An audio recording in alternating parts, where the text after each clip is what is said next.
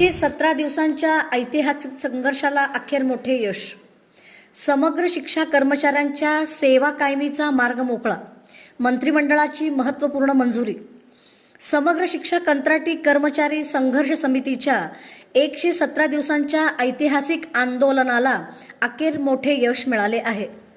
आज झालेल्या महाराष्ट्र राज्य मंत्रिमंडळाच्या बैठकीत समग्र शिक्षा कर्मचाऱ्यांना सेवेत कायम करण्याच्या दिशेने महत्त्वपूर्ण निर्णय घेण्यात आला. कर्मचाऱ्यांच्या सेवा कायमीसाठी आवश्यक असलेल्या सुपर न्यूमेररी पदनिर्मितीला मंत्रिमंडळाने मंजुरी दिली असून त्यामुळे हजारो कर्मचाऱ्यांच्या न्याय मागणीला मोठा दिलासा मिळाला आहे. या निर्णयासाठी प्राध्यापक मनोहर धोंडे यांनी मंत्रिमंडळ बैठकीत आयत्या वेळी विषय मांडून त्यास मंजुरी मिळवण्यासाठी विशेष प्रयत्न केल्याची माहिती संघर्ष समितीने दिली आहे.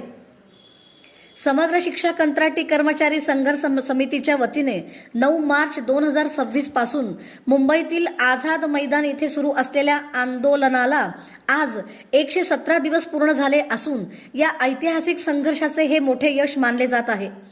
या यशाबद्दल संघर्ष समितीच्या वतीने राज्याचे मुख्यमंत्री माननीय देवेंद्र फडणवीस, उपमुख्यमंत्री माननीय एकनाथ शिंदे, माननीय सुनेत्रा पवार, शिक्षण मंत्री माननीय दादासाहेब भुसे, शिक्षण राज्यमंत्री माननीय पंकज भोयर, माननीय गिरीश महाजन, माननीय भरत गोगावले, शिवा संघटनेचे संस्थापक तथा राष्ट्रीय अध्यक्ष प्राध्यापक मनोहर धोंडे, विविध माननीय आमदार तसेच सामान्य प्रशासन विभागाच्या अतिरिक्त मुख्य सचिव राधा मॅडम, मुख्यमंत्री कार्यालयाचे सहसचिव बाविस्कर साहेब, शिक्षण विभागाचे प्रधान सचिव देओल साहेब आणि सर्व प्रशासकीय अधिकारी यांचे जाहीर आभार व्यक्त करण्यात आले.